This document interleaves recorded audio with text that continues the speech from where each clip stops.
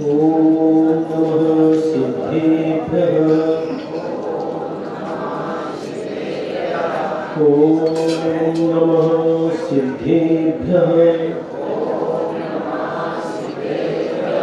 ओम नमः सिद्धेभ्यः। नमो अरिहन्ताणं नमो सिद्धाणं नमो आयर्याणं नमो वज्रायाणं नमो लोये सौवसाहुनं। जय बोलो पंच परमेष्ठी भगवान की, 24 तीर्थंकर भगवान की, बेटावद के मूल नायक देवाधिदेव श्री संभवनाथ भगवान की, परम पूज्य आचार्य गुरुवर श्री विद्यासागर जी महाराज की, परम पूज्य आचार्य श्री समय सागर जी महाराज की, पंच कल्याणक प्रतिष्ठा महोत्सव की।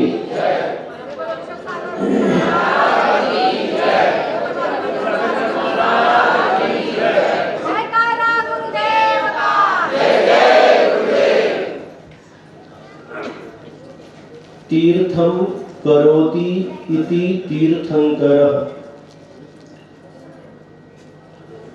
जो तीर्थ को करते हैं,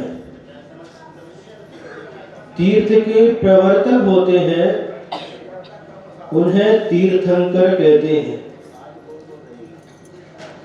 तीर्थ किसे कहते हैं? जिसके माध्यम से संसारी प्राणी अनादिकालीन अपने दुखों की परंपरा का नाश कर देता है,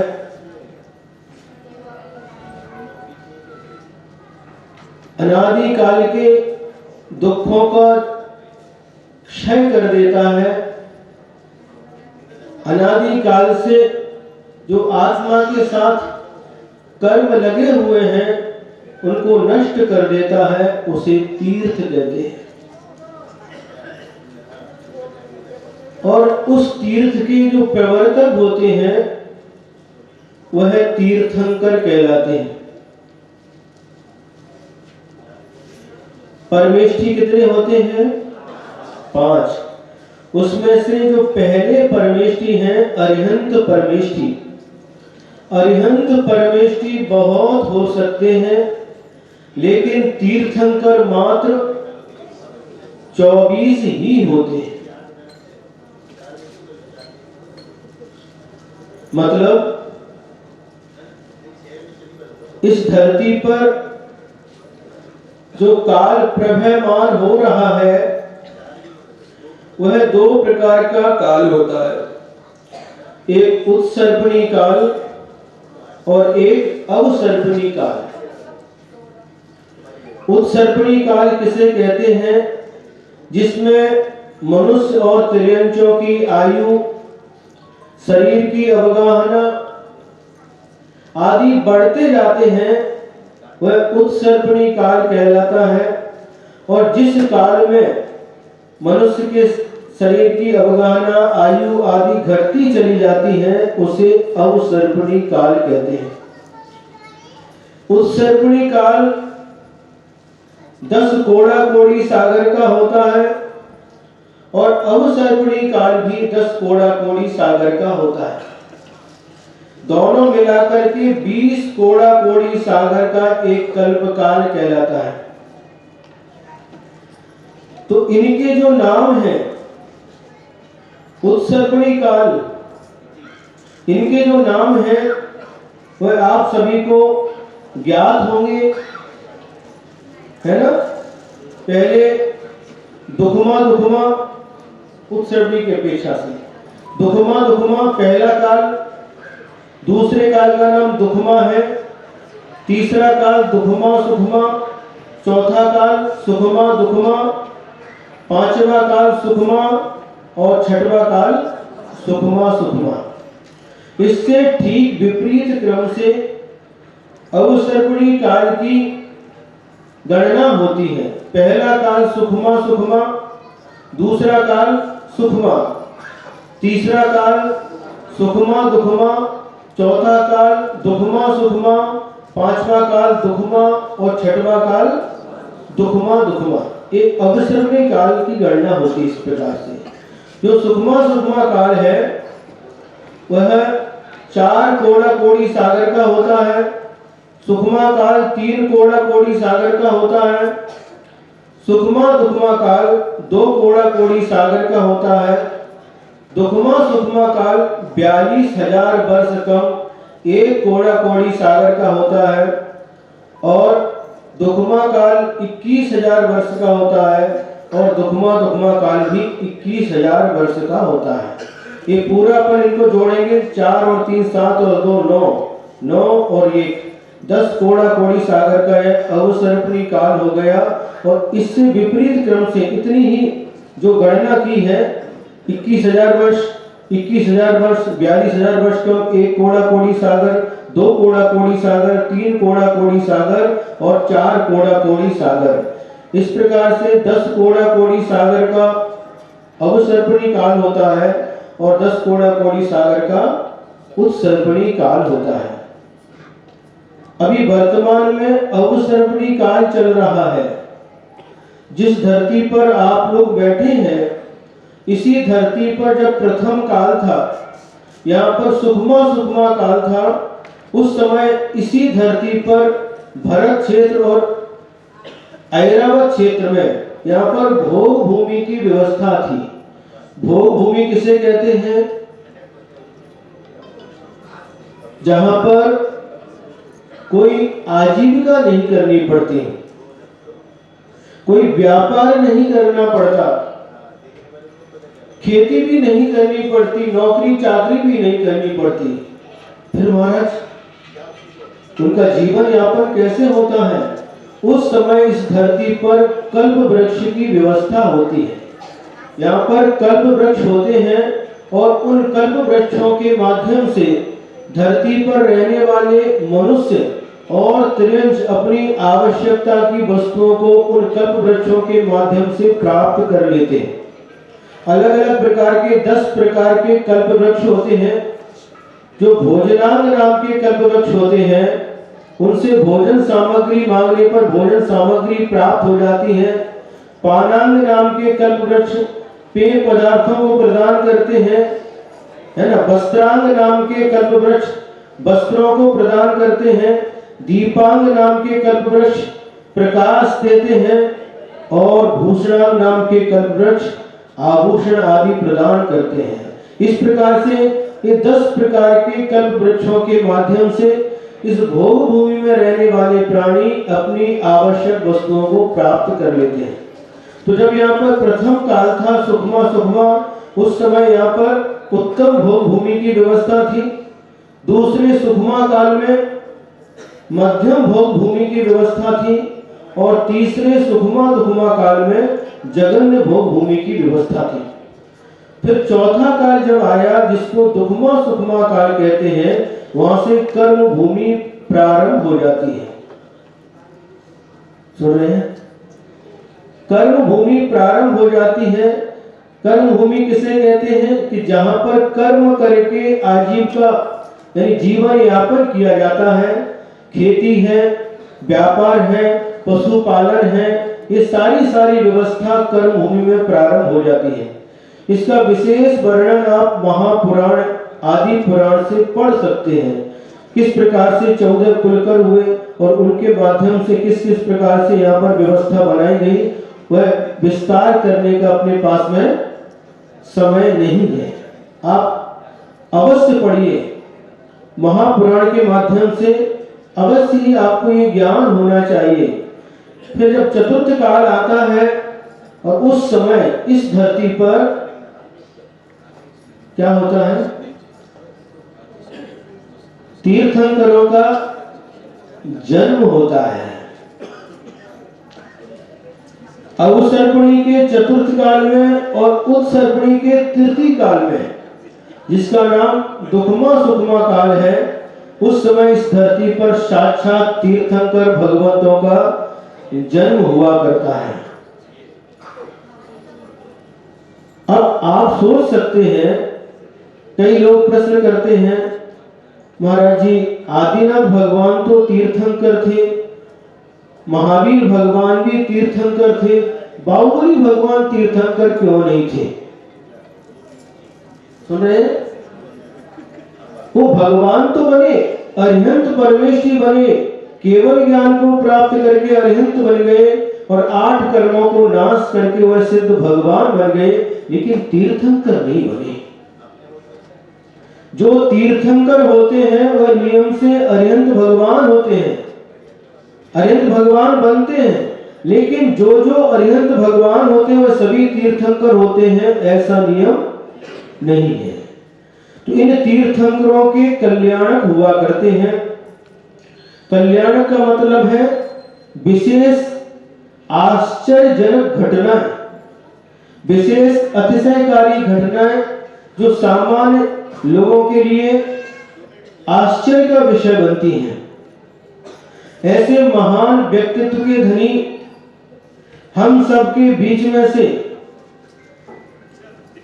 कोई भी तीर्थंकर प्रकृति का बंध कर सकता है। कहां पर? कर्म भूमि में ही। जो संघी पंचेंद्री है, मनुष्य है, पुरुष पर्याय को जिसने धारण किया है, ऐसा व्यक्ति साक्षात तीर्थंकर भगवान के चरणों में बैठ करके अथवा केवली भगवान के चरणों में बैठ करके 16 कारण भावनाओं को भाता हुआ तीर्थंकर प्रकृति का बंध करता है। यह तीर्थंकर प्रकृति नाम कर्म की एक प्रकृति है। कर्म 8 होते हैं, उनमें से एक नाम कर्म है और नाम कर्म के 93 भेद होते हैं, उनमें एक भेद है तीर्थंकर प्रकृति। यह तीर्थंकर प्रकृति सबसे महापुण्य प्रकृति है। शुभ आयु, शुभ गोत्र, शुभ नाम, ये पुण्य प्रकृति कहलाती हैं और इनको छोड़कर के शेष पाप प्रकृतियां कहलाती हैं। तो जो पुण्य प्रकृतियां होती हैं उनमें से सबसे महान महापुण्य कोई प्रकृति है तो तीर्थंकर प्रकृति होती है। और पाप प्रकृतियों में महापाप प्रकृति कोई है तो मिथ्यात्व, वह महापाप प्रकृति कहलाती है। तो ऐसी तीर्थंकर प्रकृति का बंध बहुत महान सौभाग्यशाली व्यक्तित्व का धनी कोई व्यक्ति तीर्थंकर, साक्षात तीर्थंकर भगवान के चरणों में बैठ करके, केवली भगवान के चरणों में बैठ करके इस तीर्थंकर प्रकृति का बंध कर सकता है। भगवान की प्रतिमा के सामने बैठ करके तीर्थंकर प्रकृति का बंध नहीं कर सकता। भगवान की बीत रात प्रभु की प्रतिमा के दर्शन से सम्यक दर्शन की प्राप्ति अवश्य कर सकता है, लेकिन सम्यक दर्शन के भी 3 भेद होते हैं। औपशमिक सम्यक दर्शन, छायोपशमिक सम्यक दर्शन और छायिक सम्यक दर्शन। तो ये 2 सम्यक दर्शन तो भगवान की प्रतिमा के दर्शन से हो सकते हैं, लेकिन छायिक सम्यक दर्शन जो होता है वह भगवान की प्रतिमा के सामने नहीं हो सकता। भगवान की प्रतिमा के दर्शन करने से नहीं हो सकता, किंतु साक्षात केवली शुद्ध केवली के पाद मूल में बैठ करके हो सकता है। आचार्य गुरुदेव श्री विद्यासागर जी महाराज जब हम लोगों के लिए षटखंडागम ग्रंथ पढ़ाते थे, उसकी टीका, धवला टीका 16 पुस्तक है, उसमें एक स्थान पर प्रश्न किया कि तीर्थंकर प्रकृति के बंध के लिए और छायिक सम्यक दर्शन की प्राप्ति के लिए केवली भगवान और शुद्ध केवली अथवा तीर्थंकर केवली के पाद मूल की आवश्यकता क्यों होती है? तो उत्तर दिया आचार्य वीर सेन महाराज जी ने उस धवला ग्रंथ में, एतादृशी विशुद्धि तत्र एव अन्यत्र न वर्तते।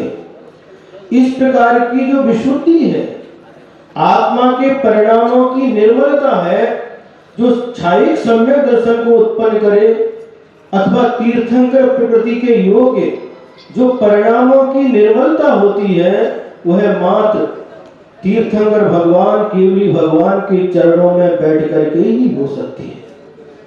अन्यत्र इस प्रकार की विश्रुति नहीं पाई जाती। इसलिए तीर्थंकर प्रकृति का बंध और छायिक सम्यक दर्शन की प्राप्ति तीर्थंकर भगवान अथवा केवली प्रभु के चरणों में बैठ करके ही होती है। और छायिक सम्यक दर्शन की प्राप्ति शुद्ध केवली अथवा शुद्ध केवली के पाद मूल में भी हो सकती है। तो ये जो तीर्थंकर प्रकृति का बंध मनुष्य गति से ही प्रारंभ होता है। ये थोड़ा सा विषय इसलिए ले रहे हैं ताकि आपको ज्ञान हो जाए, है ना। तो तीर्थंकर प्रकृति का बंध मनुष्य गति में ही होता है, कर्म भूमि में ही होता है। और किस जीव को होता है? जिस जीव ने पहले मात्र देव आयु का बंध किया हो अथवा नरक आयु का बंध किया हो, ऐसे जीव को तीर्थंकर प्रकृति का बंध हो सकता है। जिस जीव ने कोई भी आयु का बंध नहीं किया, ऐसे जीव को भी तीर्थंकर प्रकृति का बंध हो सकता है। लेकिन जिस जीव ने मनुष्य आयु का अथवा त्रेंच आयु का बंध कर लिया, ऐसे जीव को तीर्थंकर प्रकृति का बंध नहीं हो सकता। क्योंकि तीर्थंकर प्रकृति का जो बंध जो जीव करता है वह मरण करके दो ही गति में जन्म ले सकता है, या तो देव गति में या नरक गति में। नरक गति में कौन जाता है? जिसने पहले नरक आयु का बंध कर लिया और बाद में उसने तीर्थंकर प्रकृति का बंध किया, छायिक सम्यक दर्शन प्राप्त किया और नरक में जन्म लेते हैं। कहां तक जन्म लेते हैं? नरक कितने होते हैं? 7। तो 7 नरकों में क्या वो जन्म ले सकते हैं? नहीं। तीर्थंकर प्रकृति की सत्ता वाले जीव अधिक से अधिक तीसरे नरक तक जन्म ले सकते हैं, तीसरे नरक तक ही जा सकते हैं। किंतु छायिक सम्यक दृष्टि जीव नरक में जाएगा तो पहले नरक तक ही जा सकता, ऐसा नियम है।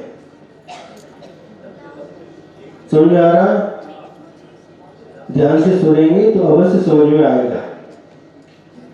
अब देखिए, जैसे उदाहरण मिलता है राजा श्रेणिक है, उन्होंने पहले जिस समय यशोधर मुनि महाराज के गले में सर्प डाला, उपसर्ग किया, उसी समय 7वें नरक की आयु का बंध कर लिया था। बाद में उन्होंने साक्षात भगवान महावीर स्वामी के समशरण में सम्यक दर्शन प्राप्त किया, छायिक सम्यक दर्शन प्राप्त किया।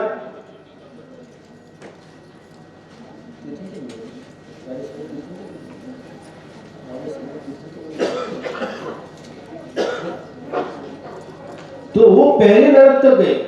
नरक में तो जिस आयु का बंध किया वह तो जाना ही पड़ता है, किंतु 7वें नरक की आयु घटा करके पहले नरक की आयु में आ गए। 84,000 वर्ष की आयु उन्होंने प्राप्त की। ऐसा उदाहरण पढ़ने को मिलता है। अब इनके जो पंच कल्याणक होते हैं, तो नरक में जो तीर्थंकर प्रकृति के सत्ता वाले जीव रहते हैं, तो मरण के 6 महीने पहले ही वहां पर व्यवस्था अलग हो जाती है उनके लिए। जो नरक संबंधी जो दुख होते उनसे उनका बचाव हो जाता, देवों के द्वारा विशेष व्यवस्था होती है। और जो देवगति से जो देव आकर के तीर्थंकर बनने वाले होते हैं, तो सामान्य देवों का यह नियम होता है, जब उनका मरण काल आता है तो मरण काल के 6 महीने पहले उनके गले में पड़ी हुई माला मुरझा जाती है। लेकिन तीर्थंकर प्रकृति वाले उन जीवों की वह माला मुरझाती नहीं है। भले ही वो स्वर्ग से आए, लेकिन कल्याणक स्वर्ग में नहीं होते। क्या? जो 5 कल्याणक होते हैं वह स्वर्ग में नहीं होते। स्वर्ग में एक भी कल्याणक नहीं हो सकता। कल्याणक धरती पर ही होते हैं। भले ही स्वर्ग के देव आकर के पंच कल्याण करते हैं, लेकिन जब वह जीव तीर्थंकर प्रकृति की सत्ता वाला जीव जब तक स्वर्ग में रहता है, तब तक देवलोक पंच कल्याणक नहीं करते। किंतु वहां से मरण करके तो ठीक है, उसके 6 महीने पहले तीर्थंकर प्रकृति वाला जीव जो स्वर्ग में है, 6 महीने पहले ही यहाँ पर वातावरण बदलने लगता है। जिस घर में जिन राजा के यहाँ तीर्थंकर का जन्म होता है, तो जन्म से 6 महीने पहले से लेकर के सौधर्म इंद्र की आज्ञा से कुबेर रत्नों की वर्षा करते हैं। किसकी वर्षा? बोलो ना, झोंपले का है। हरी रत्नों का नाम सुनकर के झोंक चली जाती है। रत्नों की वर्षा। कितने रत्न? 3.5 करोड़, 3.5 करोड़, 3.5 करोड़ ऐसा रत्नों की वर्षा होती है। दिन में 3 बार अथवा 4 बार इस प्रकार से रत्नों की और सोने की वर्षा होती है। सुन रहे हैं? आप लोग पूछ सकते महाराज में सोना कहां गया, रत्न कहां गए हो? तो उनके पुण्य, जिनके पुण्य से वर्षा होती है, उनके पुण्य के साथ वह वैभव भी चला जाता है। वहां पर आदिनाथ भगवान ऋषभ कुमार अभी स्वर्ग में हैं। 6 महीने पहले अभी यहाँ पर कुबेर रत्नों की प्रतिदिन, एक दिन नहीं, कहां कुबेर? शीतल कितने? 3.5 करोड़, 3.5 करोड़ प्रतिदिन 3 बार, कितने? 3 और 4 बार, 3 या 4 बार रत्नों की वर्षा होती है। महाराज तो बेटा वर में हो जाए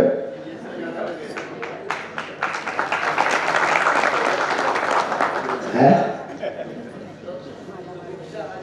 बेटा वर में हो जाए तो क्या होगा? महाराज पूछो मत, पहले होने को बाद में बताएंगे। ऐसा वातावरण बन जाता है, रत्नों की वर्षा होती है। 6 महीने पहले से रत्नों की वर्षा, और गर्भ में जब तक वह जीव रहता है, कितने महीने? 9 महीने। 6 महीने पहले से 9 महीने बाद जन्म होने तक निरंतर 15 महीने तक, 15 महीने का क्या हो गया? 1.25 वर्ष तक प्रतिदिन इस प्रकार की घटना घटती है। रत्नों की और सोने की वर्षा होती रहती है। ये उनका वैभव, उस जीव का पुण्य। अभी स्वर्ग में बैठा है, मां के गर्भ में नहीं आया, लेकिन उसका प्रभाव पहले से ही प्रारंभ हो जाता है। जिस प्रकार से सूर्य पूर्व दिशा में उदित होता है, लेकिन अभी सूर्य उदित नहीं हुआ है, उसके पहले ही प्रकाश धरती पर फैल जाता है, लालिमा छा जाती है। देखिए आपने, तो उसी प्रकार से अभी तीर्थंकर भगवान बनने वाले भगवान अभी गर्भ में नहीं आए, लेकिन उनका पुण्य दिखाई देने लगता है। किस प्रकार का व्यक्तित्व होता होगा। सुन रहे हैं? आज कौन सा दिन है? गर्भ कल्याण का पूर्वार्ध का दिन है। तो भूमिका हम इसलिए बना रहे हैं ताकि आप लोगों को ये बोध हो सके, ये तीर्थंकर है क्या, इनकी महिमा क्या है, इनका प्रभाव क्या है, इनकी शक्ति क्या है। ये सारा का सारा ज्ञान आपको होना आवश्यक है। अब एक बात और हम बताते हैं, क्या सारे तीर्थंकरों के पंच कल्याणक होते हैं? क्या 5 कल्याणक सभी तीर्थंकरों के होते हैं? तो भरत क्षेत्र और ऐरावत क्षेत्र में जो 24 तीर्थंकर होते हैं, उनके 5 कल्याणक होते हैं। आगम का ऐसा नियम है, शास्त्रों में ऐसा लिखा हुआ है, जो तीर्थंकर प्रकृति का बंध होता है, वह 4थे गुण स्थान से लेकर के 8वें गुण स्थान के 6वें भाग तक हो सकता है। तो 4थे गुण स्थान में कौन रहते हैं? जो सम्यक दृष्टि श्रावक हैं। सम्यक दृष्टि श्रावक भी तीर्थंकर प्रकृति का बंध कर सकता है। पंचम गुण स्थान वर्ती ऐलक, क्षुल्लक, या प्रतिमाधारी श्रावक भी तीर्थंकर प्रकृति का बंध कर सकते हैं। और इसके ऊपर छठवें, सातवें और आठवें गुणस्थान के छठे भाग वर्ती जो मुनि महाराज हैं वे भी तीर्थंकर प्रकृति का बंध कर सकते हैं। तो जिन्होंने पूर्व भोग में तीर्थंकर प्रकृति का बंध किया है, पूर्व भोग में, और फिर तीर्थंकर प्रकृति का बंध करने के बाद स्वर्ग अथवा नरक गए हैं, पुनः उन्होंने तीर्थंकर के रूप में जन्म लिया है, उनके पांचों ही कल्याणक होते हैं। लेकिन जो चरम शरीर से उसी भव से तद्भव से मोक्ष जाने वाले हैं और उसी भव में तीर्थंकर प्रकृति का बंध करते हैं, उनके पांच कल्याणक नहीं होते। तो उनके कितने कल्याणक होते हैं आप देखिए, हिसाब लगाइए। जिन्होंने जो श्रावक है, चौथे स्थानवर्ती श्रावक है, उनका गर्भ तो हो गया, जन्म भी हो गया, ये दो कल्याणक उनके नहीं होंगे। और पंचम स्थानवर्ती भी ऐलक क्षुल्लक है, श्रावक है, उनके भी गर्भ जन्म में दो कल्याणक नहीं होंगे। कितने कल्याणक होंगे उनके? तीन। जब वो मुनि दीक्षा लेंगे तो तब कल्याणक होगा, केवल ज्ञान होने के बाद केवल ज्ञान कल्याणक होगा, और मोक्ष के समय निर्वाण कल्याणक होगा। ठीक है। यदि कोई मुनि महाराज तीर्थंकर प्रकृति का बंध करते हैं तो उनके दो ही कल्याणक होते हैं। गर्भजन्म तो हुआ नहीं, दीक्षा लेने के बाद तीर्थंकर प्रकृति का बंध किया, इसलिए दीक्षा कल्याणक भी नहीं होते। उनके मात्र दो ही कल्याणक होते हैं, केवल ज्ञान कल्याणक और मोक्ष कल्याणक।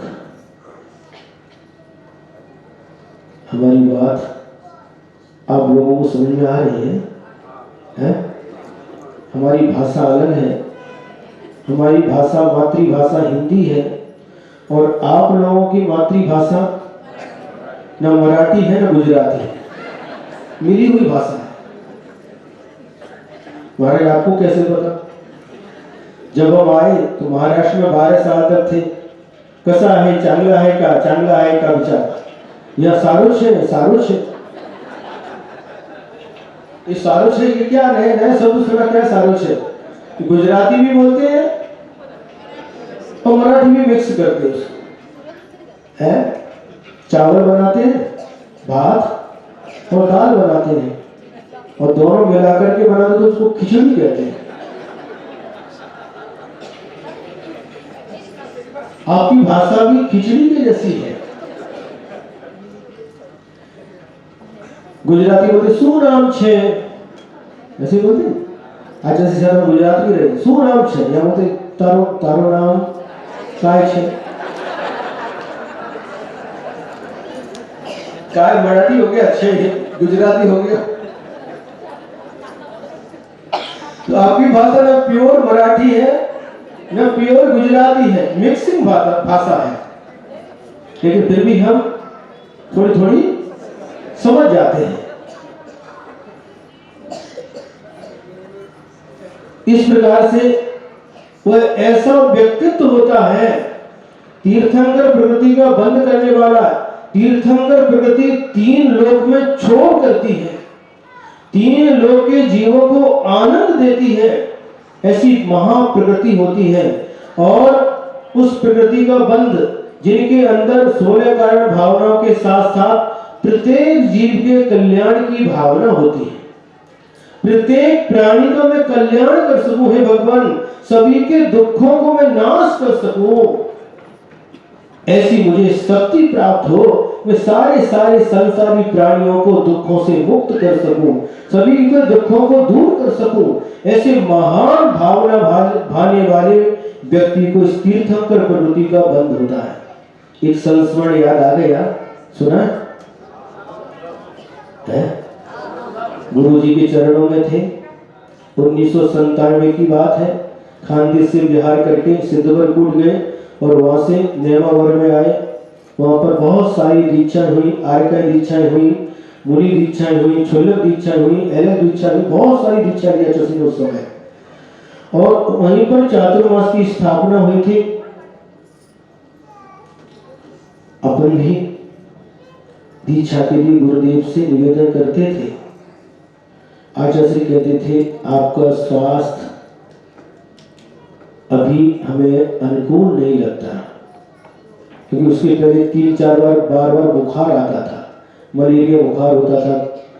इस प्रकार से गुरुजी जब देखते थे तो उनको यह विकल्प था कि अभी आपका स्वास्थ्य ठीक नहीं है, अच्छी तरह जब ठीक हो जाएगा उस समय हम देखेंगे।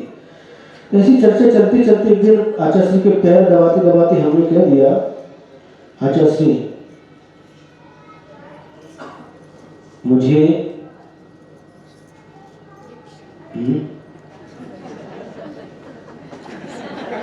किसने बोला आपको चाहिए? निवेदन किया गुरुजी से, तो गुरुजी कहते हैं मेरे हाथ में कुछ नहीं है। नहीं गुरुजी, आपके हाथ में ही सब कुछ है। तो गुरुजी ने उसमें बहुत अच्छी बात कही, आज भी मुझे याद है। आचार्य श्री ने कहा कि देखो सुकौशल, यदि मेरे हाथ में होता तो मैं निगोदिया जीव को भी सिद्धालय पहुंचा देता।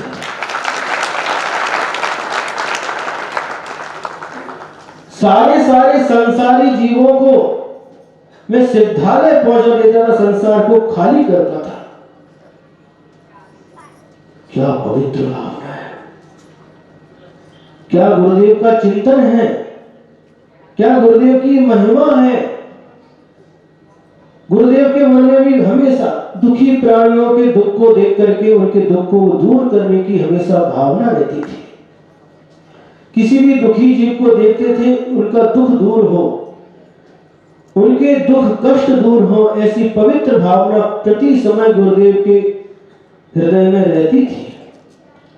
हमने देखा है उसी का यह परिणाम है कि गुरुदेव ने मुनियों के ऊपर उपकार किया, संघ बनाया, सैकड़ों मुनि दीक्षाएं दी, आर्यकाएं दीक्षाएं दी। ऐलक क्षुल्लक ब्रह्मचारी और ब्रह्मचारी कितनी इनकी संख्या अभी तक पता नहीं। प्रथमा स्थली खोली, ये क्या है? प्रथमा स्थली क्यों खोली? इन बच्चियों के ऊपर संस्कार पड़े। जो बच्चियां आज इंग्लिश मीडियम में पढ़ते हैं, इनके संस्कार समाप्त होते जा रहे हैं। इनका पहनाव, जीन्स पहन करके जाते हैं, एक साथ पढ़ते हैं, लड़का लड़की एक साथ पढ़ते हैं, सारे संस्कार बिगड़ते जा रहे हैं। तो ये लड़कियां संस्कारित होंगी। गुरुदेव कहते थे जो कन्या होती है वह उभय कुल वर्धिनी होती है। जिस कुल में उसका जन्म होता है, माता पिता का नाम भी रोशन करती है, और शादी होकर के जिस घर में जाती है उस घर को भी क्या करती है? उस घर का भी नाम रोशन करती है। इसलिए ये कन्याएं संस्कारित होना चाहिए, और ऐसी उन कन्याओं को पढ़ाने के लिए जितनी भी ब्रह्मचारिणी बहनें हैं प्रथमा स्थली की सारी बहनें एजुकेटेड हैं, और सभी ने आजीवन ब्रह्मचर्य व्रत लिया है, और वो ही उन बच्चियों को, कन्याओं को शिक्षा देती है, संस्कार देती है, और वहां से निकल करके वह कन्या किस प्रकार से अपना जीवन उन्नत बनाती है। आप लोग अवश्य ही इन बातों को समझेंगे।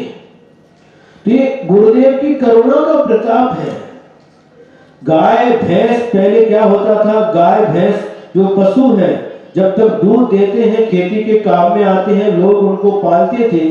जब बूढ़े हो जाते थे तो उनको काटने के लिए कत्ल खाने में बेच देते थे।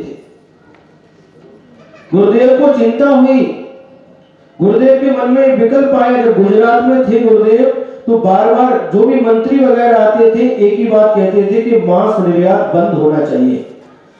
और गुजरात भ्रमण के समय यह विचार गुरुदेव के मन में आया कि यदि इन पशुओं को काटने से बचाना है तो उसका दूसरा उपाय खोजना होगा। मंत्री वगैरह ने भी इसी प्रकार से कहा, और फिर यहाँ पर गुजरात में गौशाला को पांजरापोड़ बोलते हैं, पांजरापोड़। उस समय श्वेतांबर समाज की गौशालाएं थी। गुरुदेव स्वयं निरीक्षण करने के लिए गए थे तो ये जाकर के उन्होंने ये प्रारंभ किया, इन पशुओं की रक्षा होना चाहिए। जो पशु जो काम करना बंद कर दिया है, खेती के योग्य नहीं रहे, ऐसे बैल जो दूध देना बंद कर दिए, ऐसी गाय आदि, इनकी रक्षा होना चाहिए। जिनके पास इनको पालने की व्यवस्था नहीं है, उनके लिए इनकी रक्षा हो, इस पवित्र भावना के साथ गौशाला का उपदेश गुरुदेव ने दिया। सुन रहे, सुनाने को बहुत है, लेकिन घड़ी सामने रखी है। ऋषभ सागर महाराज जी को भी अपन को सुनना है, इसलिए महाराज जी का दिल विशाल है, करे और सुना, लेकिन अपना भी कर्तव्य होता है।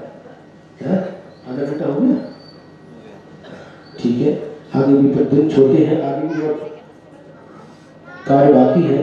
तो आज संक्षेप से, ये विस्तार बहुत है, संक्षेप से आपके सामने ये तीर्थंकर प्रवृत्ति का बंध कैसे होता है, कौन करता है, आदि आदि विषय आपके सामने रखा। आज गर्भ कल्याण का पूर्वार्ध है। आज शायद रात्रि में 16 स्वप्न आज ही है ना, 16 स्वप्न वगैरह दिखाए जाएंगे। फिर कल गर्भ कल्याण के ऊपर और विशेष रूप से आप लोगों को सुनने को मिलेगा। ठीक है, आज इतना ही है। जब परम पूज्य आचार्य गुरुदेव श्री विद्यासागर जी महाराज की